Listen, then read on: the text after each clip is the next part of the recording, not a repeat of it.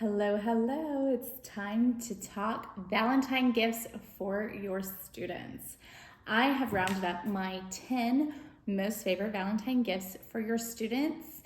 And some of the things I was looking for, just so you know, the qualifications were that they had to be inexpensive, $1 or less per student. And my other qualification was things that students wouldn't want to throw away right off the bat, or that parents hopefully wouldn't want to throw away right off the bat. Ever had your kid come home with a bouncy ball? I have. My first year teaching, I actually gave all of my kindergartners bouncy balls for Valentine's Day, have a ball for Valentine's. And of course we sat around and opened our Valentines as part of our Valentine party. And the next thing I know, I had 21 little tiny bouncy balls going all over my room. And from then on, I've really thought about what kind of Valentine I would give my students to make it a little bit more meaningful and make myself a little less crazy. After the bouncy ball fiasco, I actually moved to straws. So I really like these. They remind me of my childhood where I loved having the fun straw to drink out of, and I just love that these make a cute heart shape.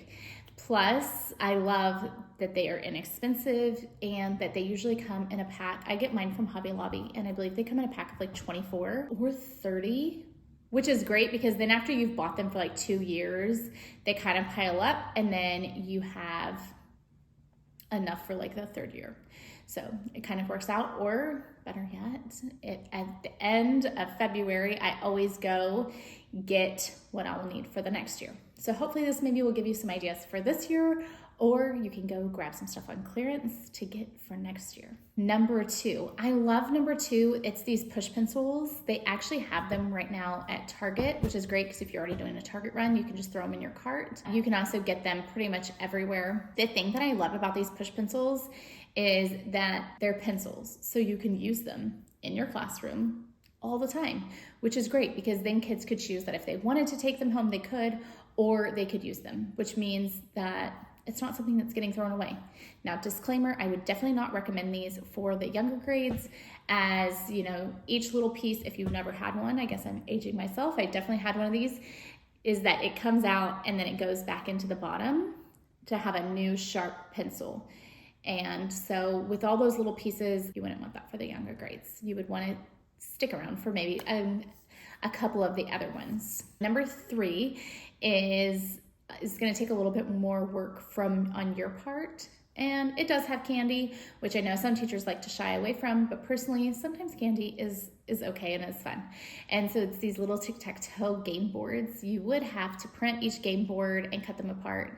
You would also need some kind of a little clear bag to make them. You buy a big bag of M&Ms, and I usually put about 7 to 8 of 2 different colors in there. But what I love is that when they go home, they could play a couple of games with tic-tac-toe with a sibling or their parents, and then they could eat them and they're gone. Really, like under 20 M&Ms is not that much. Number 4 is one of my new favorites, and that is these little Lego sets. So this is better than just getting them at the Dollar Tree. Actually, you build it and it makes these little animals. Now, they do have these available right now at Target. All my Target had was kind of like this creepy bunny, and they were $1 a piece. They do have these little sets on Amazon. What I love is that they're already in their own packaging and that they run for under $1 a set. Number 5 is one thing that I've always talked about, and that is hashtag blocks. I am a huge fan of hashtag blocks. They are a little bit more on the expensive side for this video, whereas they are $1 a piece. You can get them at Target. Right now they have neon colors and Valentine colors. One of the things that I love about these is that you can make 2D and 3D shapes. And I also like that, like, if you have a whole bunch of them, it's not necessarily like a problem. Oh, I have too many of these. Instead, it just means that you can make bigger things and bigger items.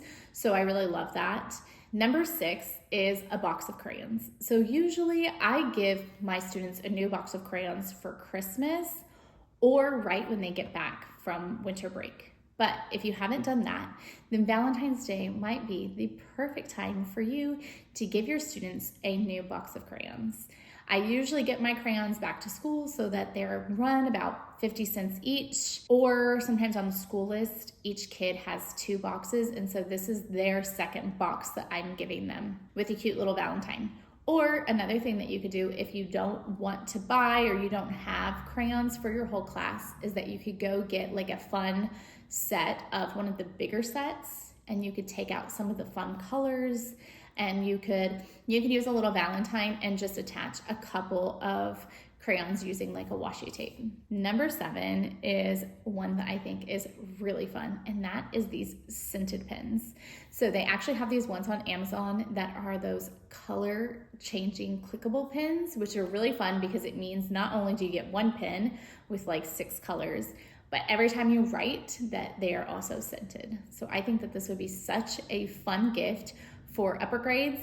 I would also encourage students to maybe leave them at school so that we could use them.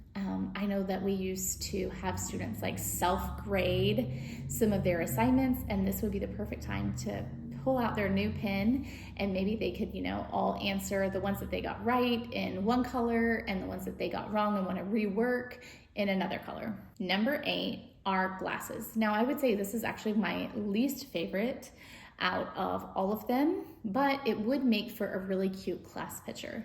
So right now Target has like the transparent kind of glasses. I do like that they have included Valentine's Day colors as well as blue, just in case if you do work in upper grades and boys care about that kind of thing. They also have some packs of like glow stick glasses, so you could like make your own like glowing glasses that are kind of fun. But those are one of those things that I do know that once they get home, they're not going to last very long. Number 9 are airplanes. Now I did see Valentines that would like fold into a paper airplane. However, that would not be my number 1 option, just because I know paper airplanes, they fly like 2 or 3 times and then they're going to fly right into the trash because they're broken. So I did find these cute ones on Amazon that come with like a little foam airplane. Now, what I like to do with this is I would take everyone and have their little airplane, and we would have some contests after Valentine's. I don't know why, but the schools that I've worked at, our Valentine's Day parties are always like in the morning, and then you kind of have like to figure out what to do for the rest of the day, or like there's some downtime. And so this would be a fun thing to do with that downtime. And so I usually just print up little paper awards for like whoever's airplane flies the furthest, whose airplane flies the shortest, whose airplane does tricks, maybe an airplane that doesn't fly, or the one that we've deemed is the best flyer, just like some fun different things. And then it's a fun way for them to use their planes immediately and then to take them home, and the foam will last a little bit longer than the paper. Number 10 is for if you're like, I don't want to buy a toy, I just want a card, but I don't want like a traditional card. And that is going to be, so I rounded up 3 fun cards for you guys. So my number 1 pick is these scratch off jokes. So it tells a joke. To get the answer, they have to scratch it off and then they see the joke. What I really love about this is that I would have them read theirs, but then I would have everybody find their joke Valentine, and I would have them go and share with different friends. This is a great way to build classroom community while utilizing that Valentine. Number 2 of these was these secret code Valentines. Now the ones that I found on Amazon, I'm not gonna lie, like the code is pretty cheesy, but it's still kind of fun. That's like to reveal your secret message, and it's like A for a heart, and so you have to go write in all the A's. The messages were things like "Be my Valentine," "Happy Valentine's Day," but it's kind of like a fun added spin, and it's like, takes the kids a little bit more time to kind of see what it says, so that makes it more fun. The last one is these little etch-a-sketches, and to get their Valentine's message, they do the same thing. They scratch it off, but again, they're the same kind of messages where it's just like "Happy Valentine's Day." I hope this helped, and if you have any ideas of things that you've given your students before that you like to give that work great, please drop it in the comments so that we can all see and share ideas. I love sharing ideas. That's the way that, you always come up with something that maybe is better than what you normally do. And if you enjoyed this video, I would really love if you would click like and subscribe down below. This year, my goal is to get to 1,000 subscribers, and I definitely need help from people like you. I put out new teaching videos every Sunday. I look forward to seeing you next Sunday.